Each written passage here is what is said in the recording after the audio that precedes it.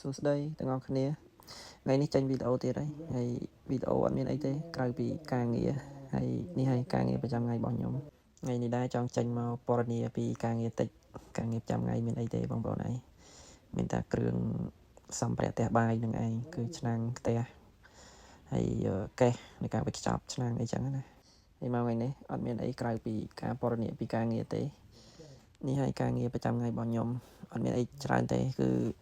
ការគ្រប់គ្រងអីវ៉ាន់នឹងឯងសម្រាប់ការងារខ្ញុំប្រចាំថ្ងៃគឺគ្រប់គ្រងអីវ៉ាន់សម្ភារៈដូចជាកេះខ្ចប់ឆ្នាំងខ្ចប់អីហ្នឹងហើយក៏ដូចជាដៃឆ្នាំងឬមួយក៏សម្ភារៈផ្សេងៗជាច្រើនដូចជាកម្រោបដូចជាអីនិយាយរួមសម្ភារៈសម្រាប់ដំឡើងឆ្នាំងអញ្ចឹងយើងគ្រប់គ្រងអីវ៉ាន់គ្រប់គ្រងស្តុកតែម្ដងនិយាយជារួមគឺយើងគ្រប់គ្រងស្តុកអីវ៉ាន់ណាត្រូវអស់អីវ៉ាន់ណាត្រូវនៅអញ្ចឹងណាហើយនៅពេលដែលយើងទៅនេទៅក៏យើងឆ្លៀតពេលធ្វើនេះធ្វើនោះអញ្ចឹងទៅរៀបចំនេះរៀបចំនោះអញ្ចឹងទៅតែការងារមានអីមានក្រៅពីរៀបអីវ៉ាន់នឹងឯងរៀបទុកដាក់ធម្មតាពាក្យតែគ្រប់គ្រងស្តុកអីវ៉ាន់យល់ហើយវាយើងមើលការខុសត្រូវអីវ៉ាន់ណាអស់អីវ៉ាន់ណានៅអីចឹងណាហើយរោងចក្រនេះធំមែនតើនេះមិនមែនជារោងចក្រនេះទេកន្លែងនេះជាឃ្លាំងសម្រាប់ដាក់អីវ៉ាន់កន្លែងដែលខ្ញុំថតហ្នឹងហើយអីវ៉ាន់ច្រើនមែនតើបងប្អូនហើយរាប់រយរាប់ពាន់មុខវាច្រើនមុខប៉ុន្តែមកដំបូងវារៀងពិបាកដែរតែយូរទៅនៅពេលដែលយើងធ្វើយូរទៅគឺយើងកាន់តែដឹងកាន់តែស្គាល់ទៅវាចាំបានច្រើនដែរចឹងណាបើថាចូលដំបូងនឹងរៀងវិលមុខដែរប៉ុន្តែដល់ពេលយើងធ្វើយូរទៅគ្រាន់តែលើឈ្មោះគឺយើងដឹងយើងស្គាល់តែម្ដងហើយមកកន្លែងនេះឃើញអីវ៉ាន់ញ៉ៃចឹងមិនមែននេះទេអីវ៉ាន់នឹងលក្ខណៈថាសល់យូរឆ្នាំមកហើយចឹងទៅគាត់ឲ្យយើងរៀបសារឡើងវិញចឹងណាហើយគាត់តែឃើញក៏វិលមុខដែរហើយនេះគាត់នេះក៏ខ្ញុំតាមថតគាត់មានកាមេរ៉ាលេងជាមួយគាត់ចេះដើរកិច្ចកាន់តែកិច្ចគឺកាន់តែថតតែម្ដងខ្ញុំជួយចិត្តឌឺបែបហ្នឹងនឹងគេហៅប្អូនហ្នឹងគេមកក្រោយអញ្ចឹងណាថ្ងៃរៀនប្អូនចូលមកក្រោយខ្ញុំមករោងចក្រហ្នឹងតាមពិតទៅប្អូនហ្នឹងធ្វើការនៅរោងចក្រមួយទៀតទេប៉ុន្តែដោយសារថ្ងៃសៅរ៍ហ្នឹងគឺខាងរោងចក្រគាត់នឹងអត់មានការងារធ្វើអញ្ចឹងទៅក៏ហៅគាត់មកជួយរៀបអញ្ចឹងទៅរោងចក្រជាមួយគ្នាទេគ្រាន់តែសារខាខុសគ្នាអញ្ចឹងណានិយាយសរុបជារួមទៅការងារខ្ញុំប្រចាំថ្ងៃវាតែប៉ុណ្្នឹងឯងក្រៅពីរៀបចំស្តុកអីវ៉ាន់អីរួចរាល់ពេលតនេទៅក៏យើងធ្វើការខ្ចប់ឆ្នាំងខ្ចប់អីចឹងណាហើយនេះមុននឹងខ្ចប់គឺយើងចងកម្រោបវាយើងវ៉ាត់ជាមួយនឹងឆ្នាំងនឹងមកល្មមចឹងទៅមើលតែវាបានច្រើនរៀងស្ទះកន្លែងអីចឹងទៅក៏យើងខ្ចប់ដាក់កេះវាម្ដងទៅជួនកាលទៅអានេះដោយសារធ្វើម្នាក់ឯងធ្វើលេងតនេពីការរៀបស្តុកអីវ៉ាន់ចឹងតែពេលខ្លះទៅ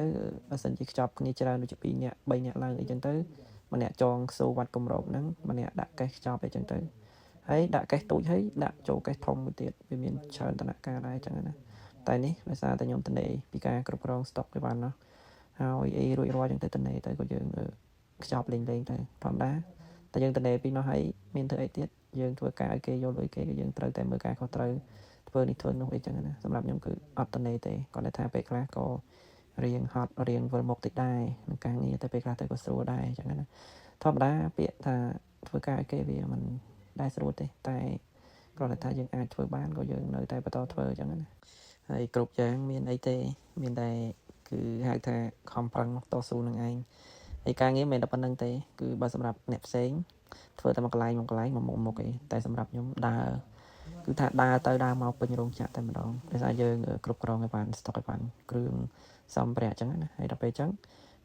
ខាងណាគេត្រូវការអីចឹងទៅក៏យើងជួយលើកដាក់ឲ្យគេអីចឹងទៅតែបើគេលែងត្រូវការឲ្យក៏យើងតនេក៏យើងធ្វើនេះធ្វើនោះរៀបចំឬក៏ដូចជាខ្ចប់អីចឹងទៅហើយចូលមកដល់កន្លែងនេះយើងចាប់ផ្ដើមខ្ចប់ដាក់កេះទូចអញ្ចឹងណានេះយើងដាក់កេះទូចហើយយើង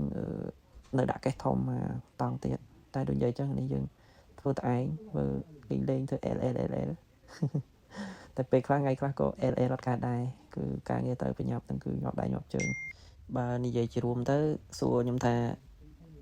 មួយថ្ងៃធ្វើការឲ្យប្រកបគឺអត់មានអីបានប្រកបមួយទេគឺការងារគឺដើរទៅដើរមកតែម្ដងបើសិនជាសួរថាធ្វើអីដែលបានយូរជាងគេក្នុងមួយថ្ងៃគឺបើកជីកិច្ឆាលើកអីវ៉ាន់ហ្នឹងអាហ្នឹងបានច្រើនជាងគេក្នុងមួយថ្ងៃតែបើឲ្យថាធ្វើអីមួយដែលជាប់បានមួយថ្ងៃជាប់ទល់ល្ងាចគឺមានទេដូចនិយាយខាងដើមក្បាលវីដេអូអញ្ចឹងគឺថា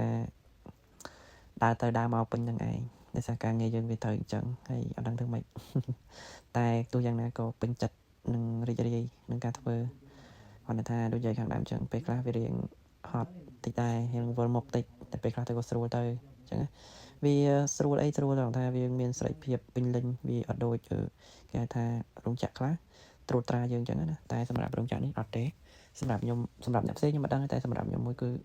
អត់មានអ្នកណាមកអើពើខ្វល់ខ្វាយអីជាមួយយើងទេ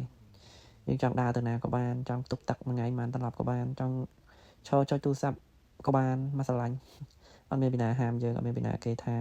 ឲ្យយើងមួយក៏រករឿងត្រួតត្រាអីយើងអត់ទេអត់មានតែម្ដងវាពេលខ្លះទៅក៏វាមានសេរីភាពថងនឹងដែរអញ្ចឹងណាចាំបានថាពេលខ្លះមកយើងហត់មកយើងមានតែពាក្យថាស៊ូទ្រាំតែហត់កាយមិនសូវអីកុំឲ្យហត់ចិត្តគេហៅថាទៅកាយមានអ្នកត្រួតត្រាមកញញ៉ៃហ្នឹងប្រហែលជាមិនអាចនិកាយបានយូរទេ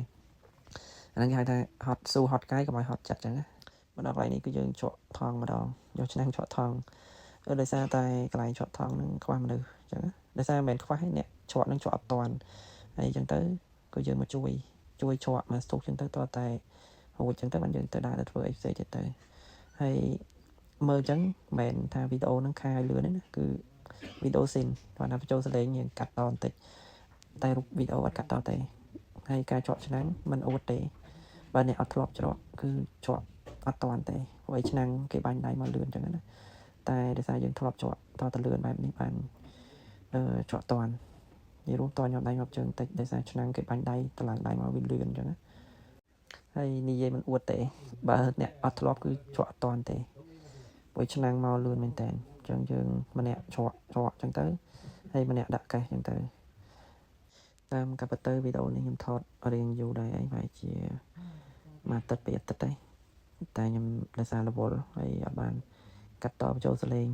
ពេលខ្លះទៅតនេដែរឆ្លៀតពេលបានដែរប៉ុន្តែតាមអារម្មណ៍អត់សូវល្អអញ្ចឹងទៅក៏ខ្ជិលអញ្ចឹងទៅតែអារម្មណ៍យ៉ាងនេះទៅក៏ចង់កាត់លេងអញ្ចឹងទៅហើយការដែលផុសនេះគឺគ្មានរំណងអីអួតអាងអីឬមួយក៏អីទេធម្មតាយើងធ្វើការឲ្យគេវាគ្មានអីត្រូវអួតឬមួយក៏អាងអីទេយើងមិនមែនជាតកាយគេទេគាត់ថាពេលខ្លះយើងតនេការងារក៏យើងធ្វើជាវីដេអូចែកម្លែកក៏ដូចជាផុសទុកជារក្សាទុកជាអនុស្សាវរីយ៍សម្រាប់មើលនៅថ្ងៃក្រោយអីចឹងណានៅពេលដែលយើងនឹកឃើញចង់មើលពីអតីតកាលដែលយើងធ្លាប់ធ្វើការឲ្យគេឬមួយក៏មិនថាបច្ចុប្បន្នមិនថាអនាគតកាលឬមួយក៏អីនៅពេលដែលយើងចង់មើលអានឹងយើងអាចបើកមើលវិញបានអញ្ចឹងណាហើយវីដេអូយើងក៏មានតែប៉ុណ្្នឹងដែរហើយក៏សូមអរគុណបងប្អូនអរគ្នាសម្រាប់ការចូលតាមដានទស្សនាពីដើមវីដេអូរហូតដល់ចុងបញ្ចប់នៃវីដេអូជាចុងក្រោយសូមជូនពរពុកម៉ែបងប្អូនអរគ្នារកទទួលទានមានបានគ្រប់ក្រុមគ្រួសារជួបគ្នានៅវីដេអូក្រោយបន្តទៀតអូខេអរគុណបាយបាយ